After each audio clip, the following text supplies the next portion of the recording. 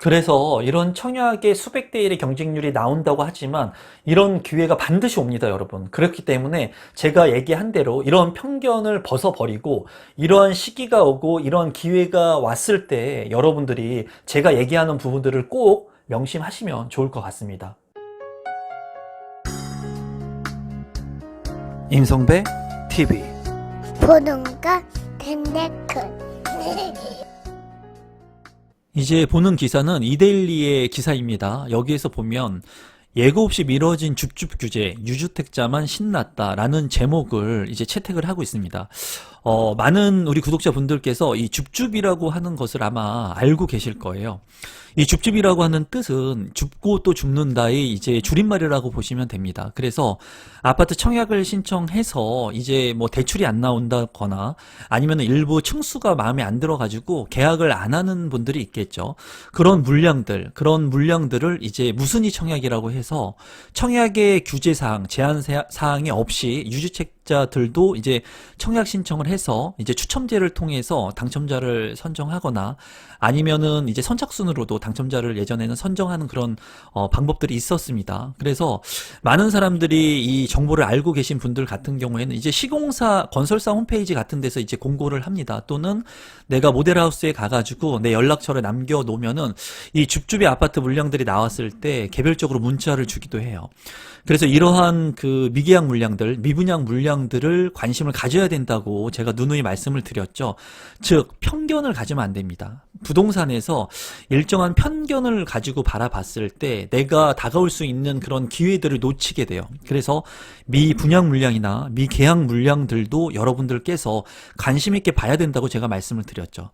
지금과 같이 아파트의 청약 경쟁률이 높고 치열할 때는 이런 줍줍의 물량들이라든가 미계약 물량들, 미분양 물량들 조차도 많지도 않고 많은 사람들이 관심을 보이고 있는 그런 시점이에요. 그래서 최근에는 이 국토부에서 해당 지역의 무주택자만 이 무순위 청약을 가능하게끔 하겠다라고 하는 그러한 그 정책 자료들을 발표를 했었습니다.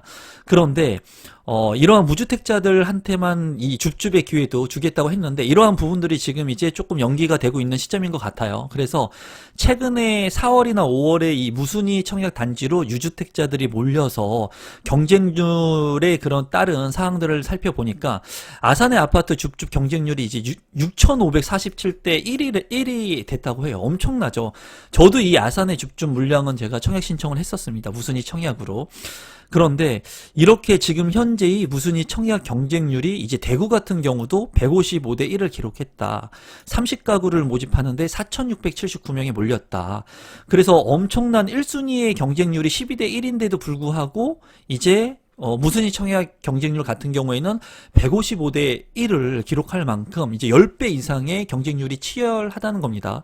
그래서 이 기사에서 다루고 있는 것은 이제 유주택자들이 이런 물량들을 이제 가져가니까 빨리 어떻게 보면은 무순위 청약을 무주택자가 할 수 있도록 유주택자들한테 제한을 할 수 있도록 빨리 정부 시행이 이러한 정책들이 빨리 진행이 돼야 되겠다 하는 내용들을 다루고 있어요. 그래서 기사를 좀 보면은 당초 3월로 예정되었던 무순위 청약 규제에 대한 부분들이 이제 올 초 3월에 해당 지역 거주하는 무주택자에게만 청약의 기회를 주겠다고 밝혔지만 이런 것들이 좀 늦고 있어서 이러한 막차를 노린 유주택자들이 무순위 청약에 적극 뛰어들고 있다. 라고 이제 기사를 쓰고 있는데 이제 제가 여러분들한테 말씀드리고 싶은 건 그거예요. 이런 정보들 그리고 이렇게 청약을 신청하는 분들은 무주택자 분들보다 유주택자 분들이 더 많다는 거예요. 그 이유는 무순위 청약 같은 경우도 무주택자 같은 경우에는 이제 색안경을 끼고 편견을 가지고 보는 그런 경우들이 많고 그리고 이렇게 미계약 미분양 물량들이 나오는 물량들을 관심 있게 보지 않는다는 거예요.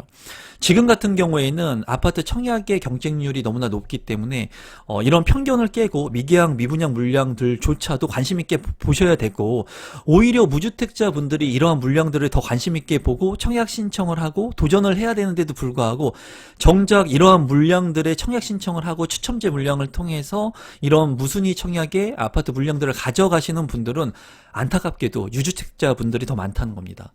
그래서 무주택자 분들 같은 경우에는 나한테 올 수 있는 최고의 기회만을 보려고 해요. 최고의 기회.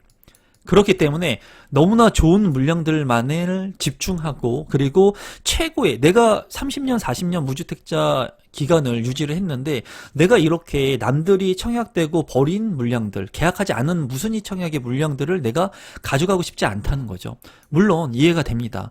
하지만은 그렇게 편견을 가지고 내 편견의 틀을 깨지 못하는 분들 같은 경우에는 이렇게 최고 수백 대 1의 아파트 청약, 뭐 최근에도 이제 청약에 8억, 10억의 시세 차익을 남길 수 있는 동탄, 과천, 이런 하남, 이런 핵심적인 물량들만을 지속해서 청약 신청하는 거예요.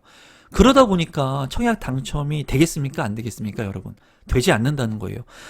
최근에도, 뭐 오늘도 감사 메일들을 많이 보내주셨는데 그 당첨되신 분들이 하시는 말씀이 가점 84점에 2기 신도시 입지가 그렇게 좋지 않은 물량에 당첨이 되셨습니다. 그러면서 저한테 감사하다고 감사 메일을 보내주시면서 그분이 하시는 말씀이 뭐냐면 자기가 청약 가점이 만점이기 때문에 너무나 높은 곳들만 바라봤다는 거예요.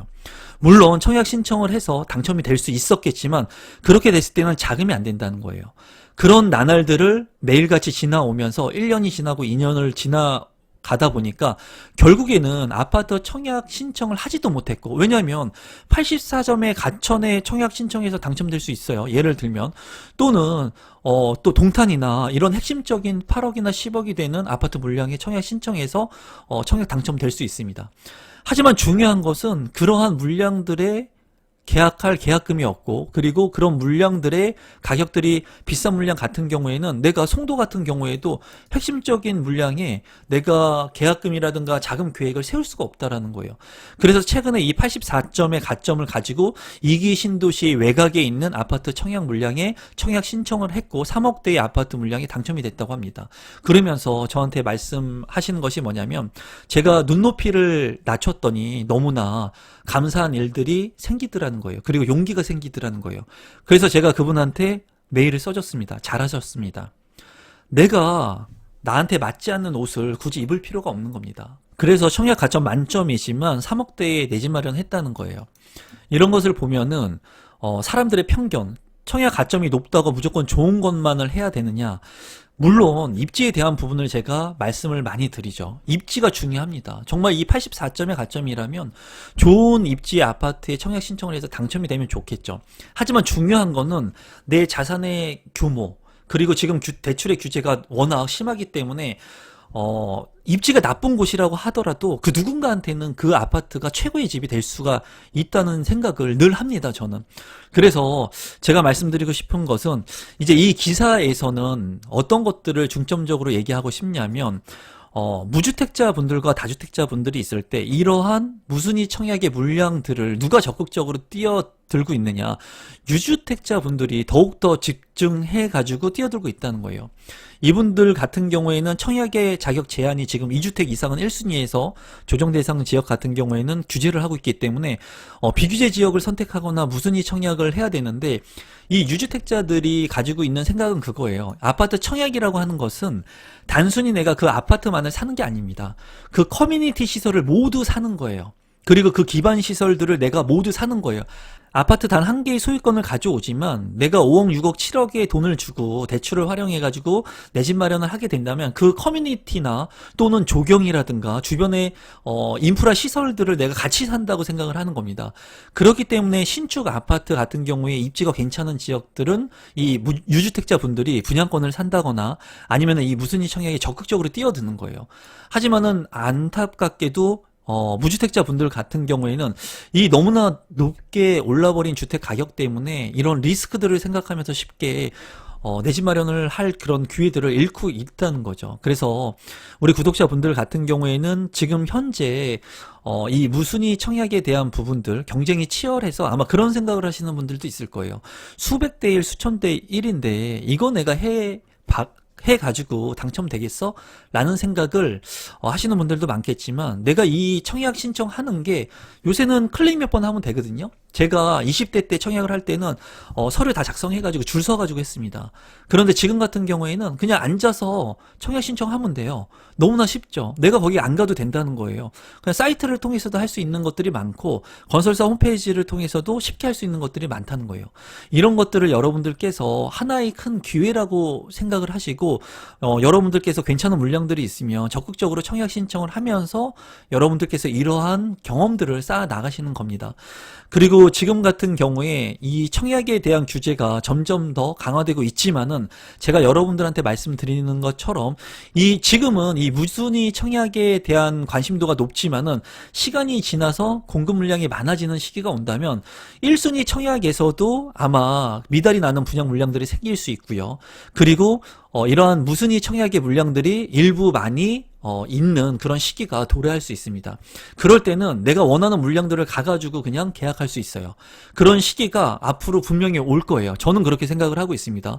그리고 그런 시기가 만약에 도래하게 됐을 때 공급 물량이 많아가지고 1순위 청약에서 너무나 핵심적인 물량들만 사람들이 청약 신청을 하고, 왜냐하면 경기가 위축이 되고 공급 물량들이 많으면 핵심적인 입지의 아파트들만 사람들이 관심을 갖고 입지가 다소 떨어지거나 가격이 비싼 물량들은 사람들이 관심을 안 갖기 때문에 이런 무순위 청약의 기회들이 많이 생길 겁니다.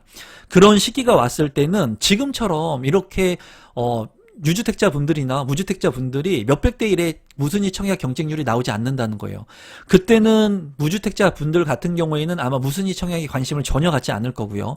유주택자 분들 같은 경우에 2주택 이상을 가지고 계신 분들 중에도 정말 그 부동산에 대한 경험이 많고 하신 분들만 그 무순위 청약의 물량들 중에 핵심적인 물량들만 뽑아가지고 계약을 하는 그런 시기가 다시 도래하게 될 겁니다.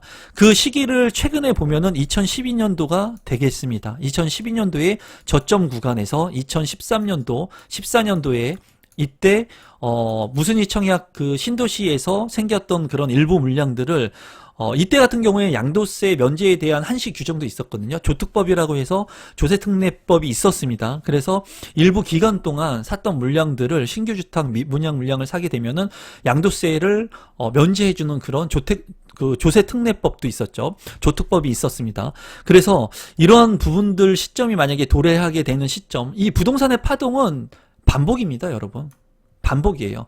상승장이 오면 하락장이 오고 상승장이 오면 하락장이 오고 이 시기는 반복됩니다. 이 사이클이 반복되는데 지금 2012년도에서 2014년도의 저점 구간에서 이런 조특법이나 양도세 면제에 대한 부분들을 한시적으로 완화해줬기 때문에 이때 당시에 미계약 물량들을 샀던 분들은 엄청난 그 분양가의 3, 4배 이상의 시세 차익을 남겼죠. 그런데 이런 시기가 공급 물량이 많이 나타나게 되는 그런 부분들이 나타내는 시점하고 맞물릴 수 있는 개연성이 있습니다. 그래서 제가 이런 얘기를 하면서 여러분들한테 말씀드리는 것은 이런 시기가 또 올 거니까는 무조건 내 집 마련을 딜레이 시켜가지고 기다려라 라고 말씀을 드리는 건 아니에요. 다만 항상 제가 말씀드리는 것처럼 1주택자가 되기 위해서 무주택자 분들은 하루라도 빨리 내 집 마련을 할 수 있는 그런 방법들을 가져가시는 게 맞고, 이러한 시기가 또 올 수 있기 때문에 개연성이 있기 때문에 여러분들께서는 이런 시기가 만약에 오게 된다면 두려워하지 마시고, 내가 가지고 있는 1주택자의 분들이라면 이런 시기에 조금 넓은 평형, 핵심적인 지역으로 갈아타게 할 수 있는 기회를 만들 수 있는 겁니다. 왜 이런 그 두려움을 떨치고 이런 물량들을 내가 매입할 수 있냐라고 말씀을 드린다면은, 내가 1주택자가 지금 현재 돼서 만약에 자산의 이득이 어느 정도 올랐다. 예를 들어서 5억의 내가 아파트를 지우고 한번 설명을 해볼게요. 5억의 아파트를 분양을 받았는데 시세가 상승을 해가지고 만약에 7억이 됐다 라고 예시를 들어본다면 2억의 자산 가치를 내가 보았죠. 그러면서 내가 이 주택에서 살고 있는 겁니다. 그러면 1주택자 같은 경우에는 이 주택이 떨어지거나 오르거나 상관이 없는데 이 시세 차익을 받기 때문에 만약에 2012년도와 2014년도 같은 그런 저점 구간이 만약에 돼서 공급 물량들이 일시적으로 많이 되면서 가격이 출렁해서 하락을 하는 그런 시점이 왔을 때 사람들은 가격이 많이 떨어질 거라는 그런 불안감 때문에 무주택자 분들이 이 주택을 사지 못합니다. 미분양 물량 들을. 하지만은 내가 1주택자에서 이렇게 2억의 시세 차익을 본 분들이라면 이 아파트 분양 물량이 다소 비싸다고 하더라도 내가 이미 2억이라고 하는 안전 마진을 내가 받기 때문에 이 물량을 내가 갈아타게 할 수 있다는 거예요. 그런 용기가 생긴다는 겁니다. 왜? 나는 이미 어느 정도의 시세 차익을 봤기 때문에. 이러한 시세 차익을 보신 분들, 이러한 내 집이라고 하는 1주택자를 유지하고 계신 분들은 이런 시세 하락장이 왔을 때 갈아타게 할 수 있다는 거예요. 하지만 만약에 예를 들어서 무주택자분들, 지금 내가 돈을 모아서 주택을 사려고 했는데도 주택 가격이 이미 7억으로 많이 올랐고, 그리고 이제 내가 신규 주택을 매입하려고 보니까 주택 가격이 너무나 떨어지고 있다는 거예요. 그러면 내가 주택 가격이 오르려고 했을 때 내가 베팅을 해서 주택을 살 수가 있는데, 내가 이미 열심히 이 모은 근로소득의 돈을 이 주택 가격이 떨어지는 이 시점에서 베팅을 하지 못한다는 겁니다. 그래서 1주택자가 되신 분들은 내가 만약에 어느 정도 자산의 마진을 갖고 상승한 그런 인플레이션을 통해 가지고 이런 것들을 경험하게 되면은 하락장이 왔을 때도 평수를 늘린다거나, 또는 이 하락장이 왔을 때 평수를 늘리거나 상급지로 이동할 수 있는 개연성이 크다는 거예요. 그래서 제가 여러분들한테 이제 무순위 청약에 대해서 말씀을 드리면서 이 부분에 관심을 가져야 되고, 또 무순위 청약에 대한 부분들이 지금은 경쟁률이 치열하지만은 향후에는 그 누구도 무순위 청약을 보지 않는 그런 시점들이 오게 될 겁니다. 반드시 오게 될 거예요, 여러분. 이게 5년이 돼서 올지 10년이 되게 돼서 올지는 모릅니다. 그때 됐을 때 유주택자 분들은 기다리고 있다가, 종잣돈을 가지고 있다가, 계약금을 가지고 있다가 그런 물량들이 왔을 때 가감하게 베팅을 할 겁니다. 또한 가감하게 핵심적인 물량의 좋은 평면을 가지고 있는 구성의 아파트들을 아마 소유권 등기를 치려고 할 거예요. 하지만 무주택자 분들 같은 경우에는 또다시 기다리다가 그런 물량들을 유주택자 분들한테 뺏긴다는 거예요. 지금 이게 패턴이에요, 패턴. 부동산의 패턴입니다, 패턴. 그렇기 때문에 우리 구독자분들 같은 경우 무순위 청약이나 미분양이나 미계약 물량들의 편견을 이제 일단 좀 버리실 필요성이 있고, 지금은 이런 청약의 규제를 통해 가지고 경쟁이 치열하지만 이런 것들이 일시적으로 기회가 올 수 있음을 늘 인지를 하셔야 됩니다. 그리고 그런 기회가 왔을 때는 그 누구를 믿고 물어보는 게 아니에요. 임성배 TV를 보고 저한테 메일 보내고 물어보는 시간에 유주택자분들은 계약서를 쓰고 있습니다. 돈을 입금시키고 있을 거예요. 그렇기 때문에 여러분들께서 스스로 판단할 수 있는 그런 기준점, 그리고 만약에 다소 부동산 시장의 정세가 어렵다고 판단이 되더라도 내가 실거주 여건으로 기반으로 할 수 있는 주택의 물량들이 나오게 되는 시점들, 그리고 내가 평수를 조금 늘리려고 하는데 지금 방 2개 투룸에서 살고 있는데, 또는 5구제곱미터에서 살고 있는데 다소 무리를 한다 하더라도 84제곱미터로 방 3개의 팬트리가 있는 공간으로 옮길 수 있는 시점이 왔을 때는 과감하게 그런 물량들을 여러분들이 선택할 수 있는 그런 기준을 잡기 위해서 부동산 재테크의 공부들을 지속적으로 하셔야 됩니다. 그래서 기사를 보면은 가점이 낮아도 청약이 가능한 줍줍, 청약 경쟁률 고공 행진이다. 한 가구 모집에 6,547명이 접수했다. 이런 것을 보면서 여러분들은 야, 이게 되겠냐라는 생각보다는 편견을 깨고 아파트 무순위 청약이 만약에 있으시면 도전도 한번 해보시고, 저도 이런 물량들이 있으면은 청약 신청을 합니다. 하지만은 이런 한 가구, 5가구 나오는 물량들을 제가 영상으로 다루기에는 너무나 편파적인 그런 영상이 될 수 있기 때문에 잘 다루지는 않는 거예요. 이런 무순위 청약의 물량들을 안 다룬다고 해가지고 여러분들께서 물량이 좋지 않구나 라고 생각하기보다는, 이런 물량들이 있으면은 청약에 대한 자격 제한에서 조금 까다롭지 않고, 그리고 당첨이 돼도 내가 계약을 하지 않아도 불이익이 없습니다. 대부분은 불이익이 없기 때문에 이런 부분들의 무순위 청약이 나왔을 때는 여러분들이 관심을 가지면 좋을 것 같고, 우리 구독자분들 같은 경우에는 이런 무순위 청약의 물량들이 지금은 청약 경쟁률이 386대 1, 몇백 대 1 이렇게 나오지만, 추후에 공급 물량이 많아지는 시점이 오게 된다면 이런 무순위 청약을 아무도 관심을 갖지 않는 시기가 오게 될 겁니다. 그럴 때는 여러분들께서는 그 누구보다 이런 물량들에 관심을 갖고, 내가 살고 있는 지역의 브랜드 가치의 네이밍을 갖고 있는 핵심적인 입지에 조금 다소 비싸다고 하더라도 미계약 미분양된 물량들이 있다면 관심을 갖고 갈아타기 전략을 하시는 그런 때가 시점이라고, 적소의 시점이라고 여러분들께서 항상 생각을 하고 계셔야 되고, 준비를 하고 계셔야 되고, 그 정도의 계약금을 내가 마련할 수 있는 방안들을 여러분들께서 종잣돈을 모아가지고 가지고 계셔야 됩니다. 그래야지 시간을 지나면서 내 생업을 하면서 일을 하면서 이런 기회들이 왔을 때 여러분들께서 잡으실 수 있다고 생각이 듭니다. 오늘 이 영상을 통해서 무순위 청약이나 줍줍 또는 미계약 물량 또는 미분양 물량에 대해서 여러분들께서 편견을 가지고 계셨다면 그 편견의 틀을 깨셔야 됩니다. 그리고 그 편견의 틀을 깼을 때 많은 기회들을 여러분들이 잡을 수 있을 거라고 생각이 듭니다. 이런 무순위 청약의 물량들이 나오게 된다면 기회가 되시던 분들은 도전을 한번 해보시고, 도전을 하시고 이 청약 경쟁률을 보시면서 이 아파트의 가격 변동률 그런 것들도 체크를 하면서 여러분들께서 스스로 본인의 재테크의 능력들을 함양하고 좀 쌓아갈 수 있는 그런 계기가 됐으면 좋겠습니다. 그럼 오늘도 마지막까지 제 영상 시청해 주셔서 진심으로 감사드리고 오늘 영상은 이것으로 마무리 짓도록 하겠습니다. 감사합니다, 여러분.